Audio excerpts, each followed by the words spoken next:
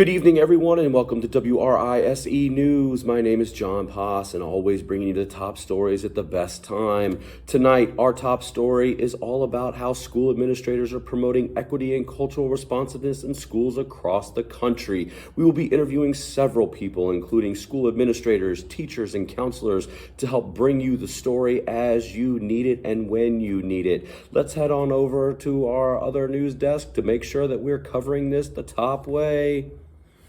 Thank you, John. My name is also John, and I'll be interviewing Miss Katie Jamrosi Hamby, an assistant principal from Amelia County High School. You know, Miss Jamrosi Hamby, schools are becoming increasingly diverse with students from a variety of cultural backgrounds and learning needs. School administrators are recognizing the importance of providing an educational experience that addresses the unique needs of each of their individual students. Miss Jamrosi Hamby, how is it that you are incorporating diverse perspectives and experiences into your curriculum? Well, John, actually, this is John again, and we have breaking news. Ms. Jamrosi Hamby wasn't able to be with us because of school administrative duties, so we actually have, believe it or not, Dr. Ringstaff, Principal Dr. Ringstaff of ACHS with us, who's going to answer that question. So I'm just going to shift gears a little bit and pose that same question you just asked to Ms. Jamrosi Hamby over to Dr. Ringstaff. Mr. Poss, to answer this question, and thank you for the question, I think fundamentally you've got to start with the belief that equity, diversity, inclusion, those are topics that are core and central to the way you make decisions, that you recognize the importance of considering those topics on a moment-to-moment basis and when setting long-term goals. And we do that here. One example, I've got a few examples, but the one example is a few years ago, we had a situation that happened, and we recognized after that situation that maybe we needed to bring in some outside help to do some specific training. So we brought in Virginia Centers for Inclusive Communities, and we did a 3-part series with the entire faculty. I think the school division did it, but the entire faculty here had work on recognizing implicit biases, creating the sense of belonging among kids in classrooms, and working to develop curriculum that's inclusive. So, you know, you can bring in outside parties to help, but something that occurs to me when, you know, I build a master schedule, organize for the year, is committee work. And, you know, I believe in a shared vision for decision making, a shared vision that, you know, we work together as teams, and it's not just John Ringstaff making all the decisions. There are some topics that need a variety of viewpoints. And so, you know, we've chosen to have a diversity committee. And when we have sensitive issues that arise, when there's tough decisions to be made, when there's programming decisions about what assemblies we're going to run, you know, those decisions are really discussed at a committee level, and that committee gives me a recommendation on how we should proceed. And so people feel like they've had a voice and that their perspective on an issue has been heard, and it's not just this authoritarian, you know, boss making a decision. We're respective of those wishes.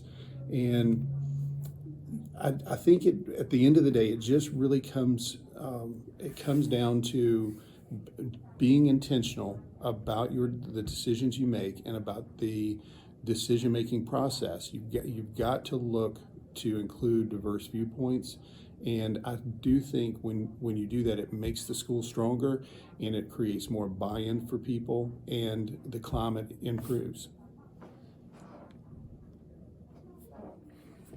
Well, thank you very much, Dr. Ringstaff. That was very unexpected, and thank you so much for the time to take to answer that question so thoroughly. We look forward to continuing our visit here at ACHS as we interview others. Thank you. How is it that you're building lessons that are relevant to today's students' lives and experiences, especially when it comes to multilingual students? Well, we try to make our lessons relevant to the students' lives and experiences. For example, when I have a non-English Hispanic student come into the classroom or transfer in, they are normally seated with someone who can speak both English and Spanish. And so that helps transfer the information, helps with delivery of the information, as well as getting to know the student in a better way. Thank you so much for taking the time to speak to WRISE News. Next up, we got to continue this story. We got to connect some dots here. So we're going to head on over to the SPED department at ACHS and speak with the coordinator there, Mr. Rocher. Mr. Rocher, when it comes to promoting an inclusive school culture, how is it that schools are implementing restorative justice practices? Sorry about that. Restorative justice is all about building relationships and repairing harm. It's a way to promote positive behavior and create a safe and supportive learning environment.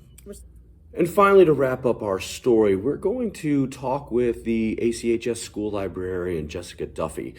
Jessica Duffy, school administrators are prioritizing professional development opportunities for teachers and staff that focus on developing cultural competency and understanding of the diverse learning needs of students. How do you feel that the admin team at ACHS has put together professional developments that are meaningful and impactful for teachers in the classroom? I have really appreciated the professional development opportunities that the administration at ACHS has provided us. It has really given me a different strategies to help provide justice opportunities for our students and their very unique needs. What an absolutely awesome time interviewing people from Amelia County High School and getting their perspective on restorative justice practices and how they're being implemented in schools that are so very diverse in today's world. One thing that I do want to touch on is the idea that it takes every single team member on all levels, admin, teachers in the classroom, special education department members, guidance counselors, everyone in schools to help ensure that these environments that these students are walking into every day give them everything that they need. Well, that's all for tonight's newscast. Thank you for joining us, and we look forward to seeing you next time, Raider Nation, on WRISE News.